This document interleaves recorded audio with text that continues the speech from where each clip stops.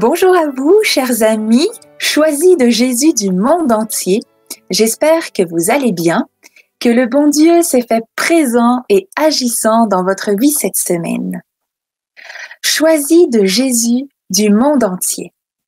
J'aime toujours commencer nos rencontres live avec cette salutation parce qu'on dirait qu'elle nous fait entrer dans quelque chose de plus grand que nous, plus grand que nous-mêmes. Vous rendez-vous compte que nous sommes sur plusieurs fuseaux horaires, que nous sommes sur des centaines et des milliers de kilomètres les uns des autres, que plusieurs océans nous séparent pour certains, et pourtant, nous nous retrouvons ensemble quotidiennement à parler de Dieu, à méditer sa parole. Et nos cœurs battent au même rythme, nos prières ne font qu'un. Le temps de quelques minutes, nous couvrons le monde entier d'un manteau d'amour, d'un manteau d'unité. Personnellement, je trouve ça incroyable, je trouve ça merveilleux. Je me dis vraiment que c'est le plus beau de la grâce de Dieu dans le monde. Alors, je vous salue toutes et tous. Soyez vraiment, vraiment les bienvenus. Merci d'être là afin de former ensemble ces mailles entrelacées du manteau de l'amour de Dieu qui se dépose sur le monde. Je salue tous ceux qui sont déjà là. Bonjour Edith de La Réunion, bonjour Lisby, bonjour Jeanne. Merci d'être là. Alors, aujourd'hui, pour ces quelques minutes à passer ensemble, je vous propose une petite réflexion sur quelque chose qui peut nous sembler parfois bien abstrait, bien difficile à cerner. Le temps de Dieu, l'heure de Dieu. On entend souvent dans la Bible, dans nos rencontres de prière, dans les prières qu'on fait, l'heure est venue, les temps sont accomplis, c'est l'heure, maintenant et à l'heure de notre mort, quand viendra mon heure, etc. Mais le temps de Dieu, l'heure de Dieu, c'est quoi? Alors, je vous propose qu'on réfléchisse là-dessus, particulièrement parce que ce dimanche, les textes de la liturgie nous parleront de cette heure et en les méditant cette semaine, je me suis laissée toucher par la profondeur de ce que ces textes nous révèlent. Alors, je vous partage mon début de réflexion, c'est pas abouti, mais il faut commencer quelque part. Et comme mise en bouche, comme apéritif, avant de plonger dans la parole de Dieu et dans ce qu'elle nous apprend, je vous propose quelques extraits d'un message de Jésus tiré du volume 1, le message numéro 37, qui parle de cette heure qui est venue. Jésus nous parle de son heure qui est venue. Alors peut-être que déjà, on va pouvoir y trouver quelques petites pistes sur ce qu'est l'heure de Dieu. Alors, volume 1, numéro 37, message numéro 37, c'est un extrait. Jésus nous dit, « Venez, venez, venez, laissez-vous aimer. Le temps presse de vous laisser purifier au feu de mon amour. Sinon, vous serez purifiés à travers le feu des tribulations. Je vous aime, j'ai donné ma vie pour vous, je ne veux pas vous voir souffrir, je vous veux tous heureux. Moi, je porte en moi le trop-plein de l'amour du Père et sa décision est irrévocable. Son amour va circuler sur terre comme au ciel. Depuis 2000 ans, j'ai enseigné à mes apôtres ce que les croyants répètent au Père. Que ta volonté soit faite, que ton règne vienne sur la terre comme au ciel. L'heure est arrivée. Heureux êtes-vous, enfants de la terre, d'entrer dans cette terre nouvelle en ce moment. On a déjà quelques indices là-dessus. Je laisse reposer et je nous lis encore un extrait du volume 2, le message numéro 80, qui va vraiment dans le même sens. Jésus nous dit, « Chers petits enfants de mon cœur de père et de mère, le temps presse. En toute vitesse, venez vous jeter dans mes bras. Si vous saviez comme ils sont grands ouverts, je ne regarde aucun de vos manquements ni de vos fautes. Reconnaissez que vous êtes des pécheurs. Donnez-moi vos oui. Accueillez mon amour. Je me charge du reste afin de vous guider. Que ce soit par inspiration, en mettant sur votre route des personnes qui seront des instruments entre mes mains, ou par les événements que vous aurez à vivre, afin que la purification soit complète, que vous puissiez découvrir la véritable liberté d'enfant de Dieu et jouir du bonheur qui vous est réservé avant même votre création. De mon doigt créateur, je coupe les attaches qui vous empêchent de jouir de cette liberté que je vous ai donnée avec tant d'amour. Je vous redonne votre beauté originelle. C'est ainsi que je termine la création que j'ai commencée en faisant de chacun de mes enfants de la terre des êtres pleins d'amour. Il n'y a qu'un seul chemin. Il n'y en a pas d'autre. C'est par mon amour que sera construite la nouvelle société d'amour qui passera par mon Église entièrement renouvelée par mon amour, brûlée au feu de mon amour-feu. Jésus nous parle d'amour. Et quand il nous parle d'amour, il nous dit que le temps presse. Et encore une fois, que son amour veut se déverser et que ses bras sont grands ouverts. Il nous invite encore à la purification par nos oui et il nous le redit sans cesse, il nous promet son amour. Le temps presse, nous dit Jésus. Il y a une urgence à agir, une urgence à nous laisser aimer et à nous laisser transformer par lui. Et dans ce temps de Dieu, le péché n'a pas sa place. Les attaches de ce monde ne tiennent plus, la peur et le manque n'ont plus lieu d'être. Ça, c'est le temps de Dieu. Alors voilà, pour la mise en bouche, pour l'apéritif, on a lu 2 beaux messages de Jésus. Maintenant, si vous voulez, entrons dans la parole de Dieu, dans ces textes de la liturgie de ce dimanche qui nous parlent du temps de Dieu. Connaissez-vous l'histoire de Jonas? Vous savez, ce prophète qui ne voulait pas en être un et qui a obéi à Dieu, mais à contre-cœur. Il peut nous arriver à nous aussi de lui ressembler parfois à Jonas. Dans la première lecture de ce dimanche, Dieu demande à Jonas d'aller à Ninive pour y prophétiser qu'en raison du péché des habitants de cette ville, la ville sera détruite 40 jours plus tard. L'heure de la justice de Dieu a sonné, le temps presse que sa volonté s'accomplisse.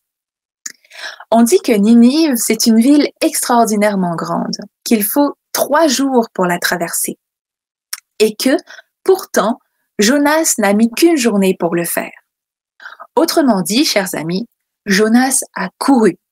Jonas a annoncé ce qu'il devait annoncer, mais vite fait, sans grande conviction.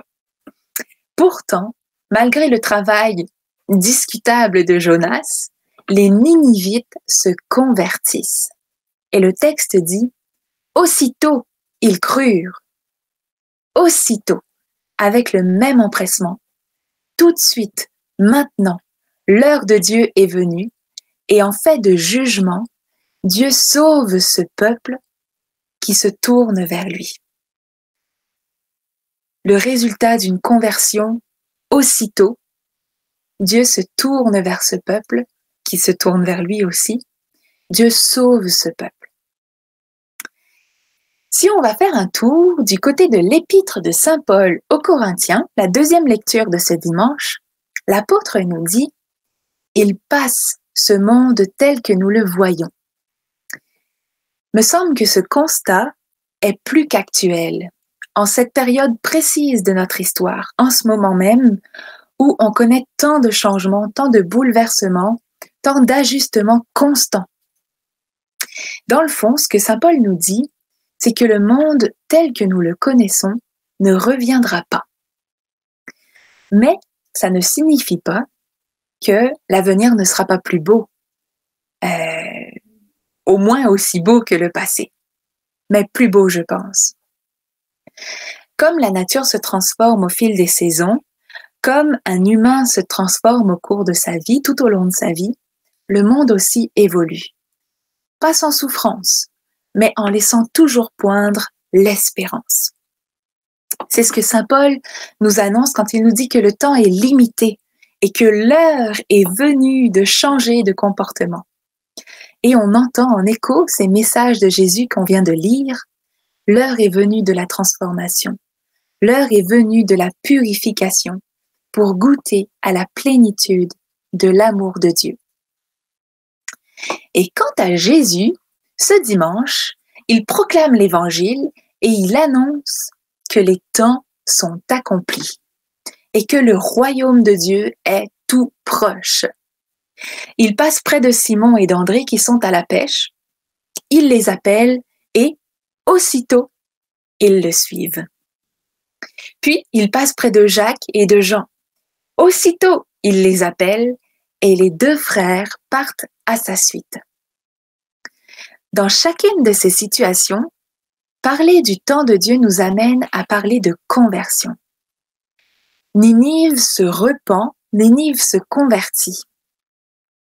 Aussitôt, quand Dieu l'appelle. Les premiers chrétiens aussi se convertissent, comme les premiers disciples qui, à l'appel de Jésus, le suivent aussitôt. Le temps de Dieu, qu'est-ce que c'est? C'est pas l'heure du jugement ou du châtiment. C'est l'heure de la transformation. C'est l'heure de la purification du cœur. C'est l'heure du oui qui change toute la vie. L'heure de Dieu, c'est l'heure de l'amour. Le temps de Dieu, c'est le temps de son amour déversé sur nous. Son amour, c'est ce qu'il veut nous donner sans compter. On l'a lu dans les messages. Dieu ne reviendra pas sur sa décision. Il va déverser sur terre son amour, sur la terre comme au ciel. Alors, si on a une idée plus précise de ce qu'est le temps de Dieu, l'amour, on peut aussi maintenant se demander quand sera ce temps de Dieu? Quand est-ce qu'il est ce temps de Dieu? Il est proche, on l'entend souvent, le royaume est proche, l'heure est arrivée. Il est proche comment ce royaume? Eh bien, chers amis, il est plus proche qu'on le pense. Par 3 fois dans les textes de la liturgie de ce dimanche, on entend un petit mot. Aussitôt. Et ça a attiré mon attention, ça m'a même saisi d'émotion. Parce que ce aussitôt semble indiquer un moment précis, le moment précis du si vaste temps de Dieu qui peut nous paraître si confus, si mystérieux. Il indique que le temps de Dieu, c'est le temps de la conversion, le temps du changement, le temps des bouleversements, mais un temps rempli d'espérance. Et c'est aussitôt, c'est maintenant. On dit souvent que le bon Dieu n'est pas pressé, qu'il a tout son temps. Mais ce que je comprends, puis c'était ma méditation un peu cette semaine, c'est que si tel est le cas, si le bon Dieu n'est pas pressé, s'il a tout son temps, c'est parce que le bon Dieu profite de chaque aussitôt de notre vie pour agir. Il n'attend pas à demain. S'il a du temps, s'il n'est pas pressé, c'est parce qu'il commence maintenant. Il ne remet pas les choses à plus tard. Il a tout son temps parce qu'il ne perd pas de temps quand il s'agit de nous donner son amour. Et nous, sommes-nous disposés à agir de la même façon, à embarquer dans le temps de la transformation et à avoir tout le temps qu'il faut parce qu'on n'aura pas perdu de temps pour cette transformation, pour cette purification, pour être prêt pour cette heure de Dieu, être prêt pour son amour. Chers amis, c'est aussitôt, c'est tout de suite, c'est maintenant que le Seigneur nous invite à nous lever et nous appelle à le suivre. C'est dans cet instant même qu'il nous propose l'Évangile et nous montre la voie de la conversion. Sommes-nous prêts? C'est la question que je nous pose. Sommes-nous disposés et ouverts à vivre la conversion, à vivre une conversion dans nos actes, dans nos paroles, dans nos pensées? Avons-nous hâte d'entrer dans ce temps nouveau, d'entrer dans ce temps de Dieu? Le temps presse, chers amis, parce que chaque instant compte. Et Dieu n'en peut plus d'attendre pour nous donner son amour. Il veut que ce soit aussitôt. Il veut que ce soit maintenant. L'amour de Dieu, le temps de Dieu, c'est pas remis à plus tard. C'est maintenant. C'est aussitôt. La suite de l'histoire, c'est à chacun de nous de l'écrire. Je nous souhaite ardemment que cette histoire commence, comme ce fut le cas pour les Ninivites ou pour les disciples de Jésus, par un « aussitôt ils crurent, aussitôt ils le suivirent ». Je nous souhaite vraiment qu'on soit capable de répondre promptement, de répondre avec spontanéité, avec énergie à l'appel de Dieu à le suivre, à l'appel de Dieu à nous convertir, à l'appel de Dieu à nous laisser rencontrer, aimer, transformer par lui. Est-ce qu'il y a des commentaires?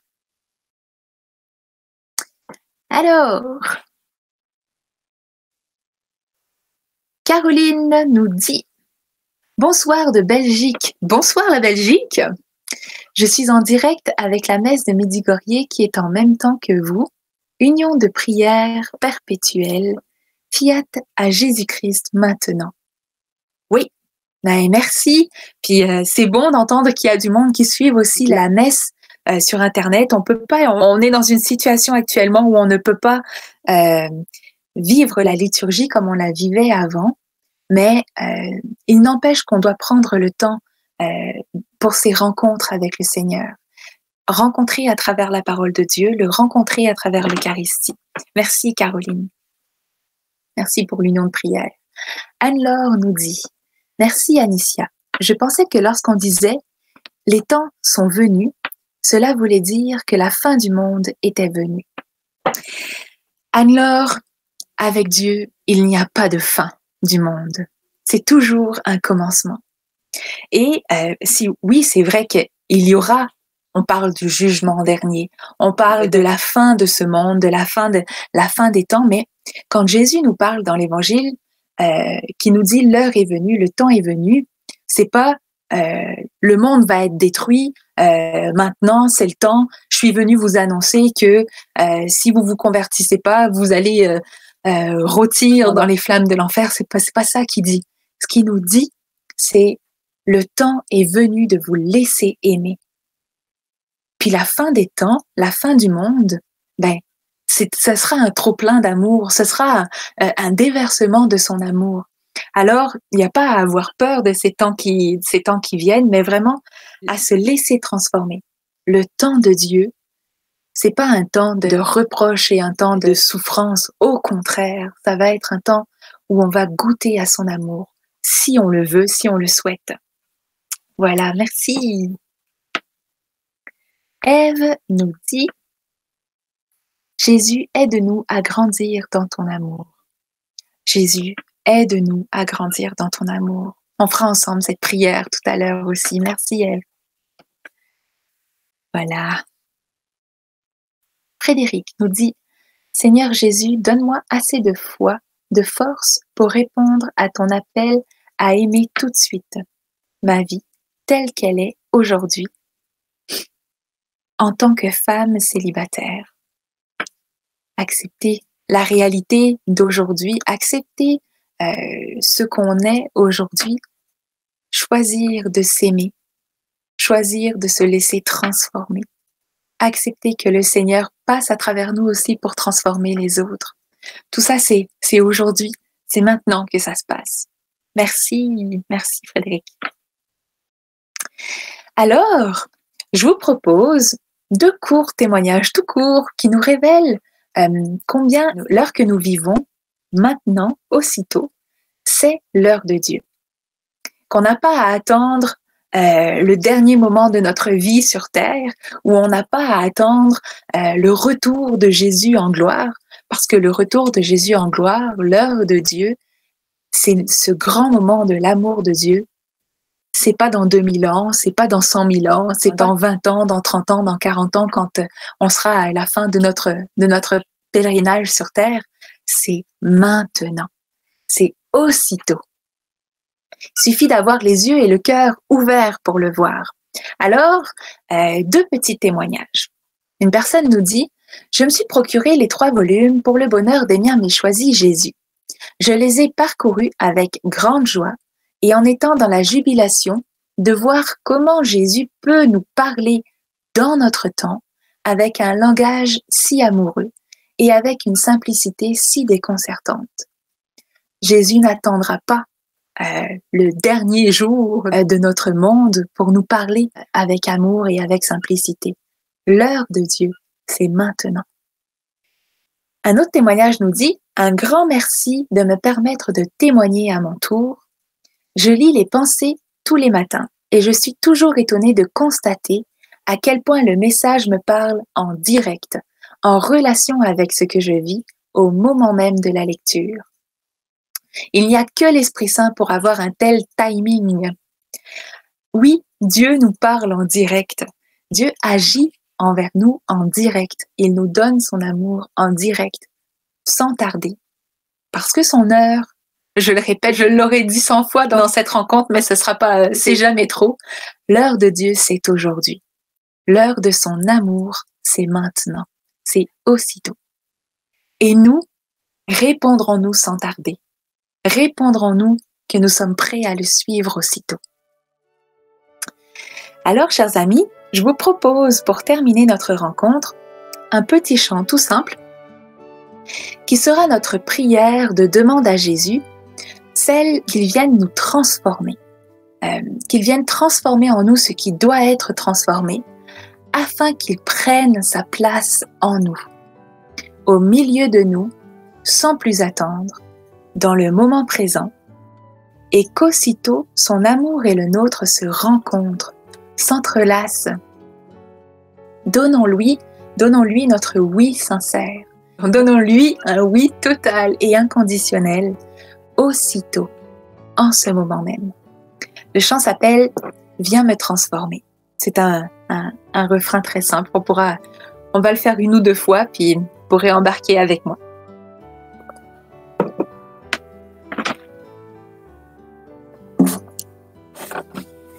Alors Seigneur, viens nous transformer. Viens aujourd'hui, aussitôt, maintenant. Nous sommes prêts à t'accueillir.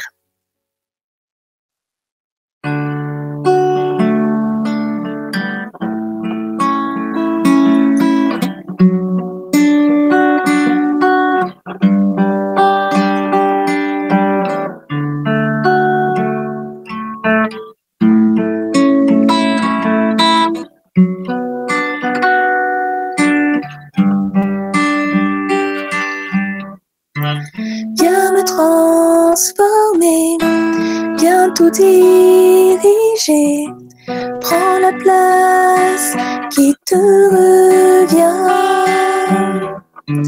Viens me transformer, viens tout diriger, prends la place qui te revient. Vois mes bras tendus vers toi. Vois mes bras tendus vers toi. Viens me transformer, viens tout diriger, prends la place qui te revient. Viens me transformer, viens tout diriger, prends la place qui te revient. Vois mes bras tendus vers toi. Vois mes bras tendus vers toi. Viens me transformer, viens tout diriger, prends la place qui te revient. Viens me transformer, viens tout diriger. Prends la place qui te revient. Vois mes bras tendus vers toi.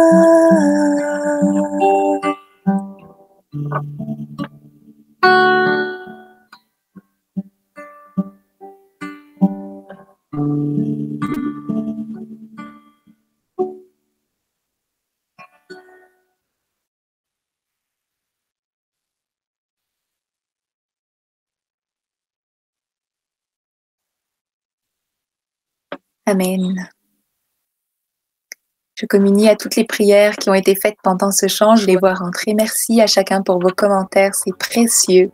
C'est important pour se sentir unis les uns aux autres, puis sentir qu'on construit ensemble ce temps nouveau, cette société nouvelle. Alors voilà, l'heure est déjà venue de se laisser, chers amis, mais l'heure est aussi venue de nous laisser aimer par Dieu dans notre quotidien, de nous laisser transformer par lui. Alors, chers amis, n'ayons pas peur du temps qui est le nôtre, de ce temps que nous vivons en ce moment, parce que Dieu habite notre temps et il en fait son royaume. Je vous souhaite une bonne semaine à chacun, où que vous soyez dans le monde. Demeurons unis dans la prière. Prenez soin de vous et à la prochaine fois.